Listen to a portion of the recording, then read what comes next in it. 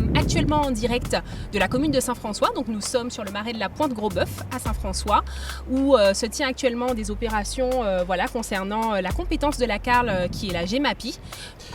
Donc la GEMAPI, c'est la gestion des milieux aquatiques et de la protection contre les inondations.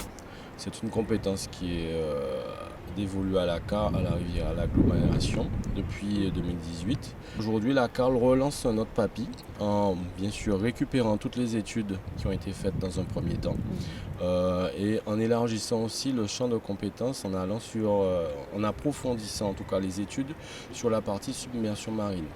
Donc nous espérons au travers de ce PAPI de 3e génération pouvoir trouver d'autres solutions pour réduire le risque d'inondation, parce qu'il s'agit de ça en fait dans la GEMAPI, de pouvoir réduire le risque d'inondation et de protéger les milieux aquatiques qui vont nous rendre aussi service pour réduire ces inondations dont souffre le territoire. Nous avons commencé une première phase, c'est de redonner à toutes les ravines qui sont sur le territoire de la CARL et qui ont déjà été répertoriées dans le PAPI dont j'ai parlé précédemment, le PAPI des Grands Fonds, déjà pour la partie Gosier et Sainte-Anne, de leur redonner en fait leur fonctionnement, de les remettre dans le fonctionnement initial. C'est-à-dire que nous n'avons ni curé en profondeur, ni élargi les voies. L'objectif, c'était de permettre l'écoulement nominal de ces ravines et ainsi ne pas subir en fait sur des pluies à petite récurrence, c'est-à-dire des petites pluies, se retrouver avec des inondations sur le territoire. Donc c'est plus centennal, ça veut dire que c'est des pluies qui ont une récurrence de 100 ans et qui provoqueront forcément des inondations. Donc la GEMAPI, le premier volet inondation, on l'a vu, donc c'est de pouvoir évacuer les eaux qui tombent sur les bassins versants du territoire.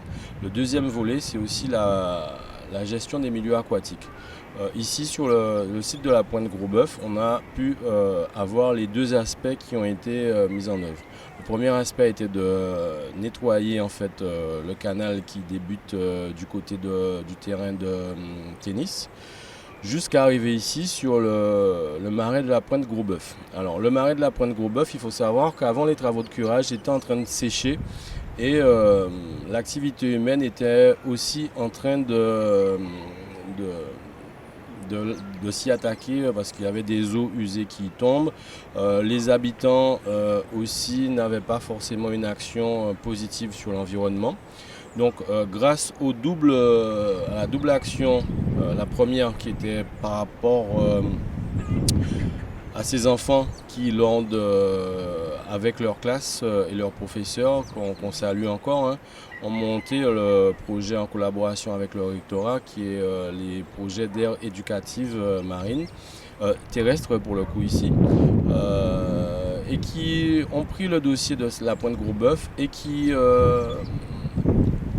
ont été vers les habitants, les utilisateurs du site de la Pointe-Gros-Bœuf et les ont sensibilisés à moins agir sur l'environnement.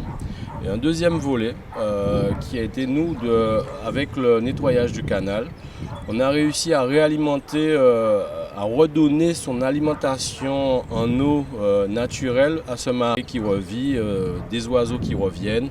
Donc là on est sur la double fonction où on protège la population sur la protection contre les inondations. Et le deuxième volet où là on vient gérer un espace, une zone humide qui représente le marais de la Pointe-Gros-Bœuf. Aujourd'hui, le cas de Saint-François est vraiment flagrant. Nous avions un canal qui était bouché ou détourné alors par l'activité humaine. Et avec les services de la CARL, nous sommes arrivés à remettre ce canal à l'état initial. Je dis bien, on n'a rien fait de plus. On n'a pas creusé en profondeur ni en largeur. On a juste redonné au canal son acte d'origine. Et donc, afin de pouvoir permettre la conservation de ce canal qui permet après que l'eau puisse sécher dans le marais, nous avons créé un pont qui permet à la population de ne pas mettre de roches pour bloquer le canal pour aller de l'autre côté. Et pour nous, il était très important qu'on puisse créer ce pont afin de donner aucune excuse. Et j'invite tous ceux qui viendront ici de ne rien mettre dans l'eau afin de permettre l'écoulement de l'eau et qu'il n'y ait pas d'inondation pour les riverains de Saint-François.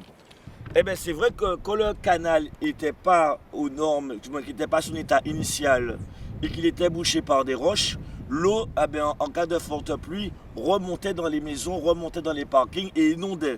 Aujourd'hui, avec le travail qui est mené, le retour à l'initial et la création du pont, on a bon espoir que l'eau aille sécher au marais dans un état végétal, ce qu'on appelle la zone humide, et qui fait qu'aujourd'hui, on a bon espoir qu'on puisse avoir un réel impact positif pour la nature et pour la population de Saint-François. C'est vrai qu'avec les écoles, avec le rectorat, aujourd'hui, la CARL est totalement partenaire afin de mettre en valeur notre patrimoine, alors bien sûr environnemental, mais aussi animalier. Donc nous avons plusieurs oiseaux de la Guadeloupe qui sont endémiques dans ce secteur et que nous protégeons. Et afin de pouvoir informer et de protéger au mieux, on a un partenariat avec le rectorat et les écoles pour faire connaître ces oiseaux. Donc de nombreuses classes viennent pour découvrir, apprendre et surtout protéger les animaux de cette zone humide.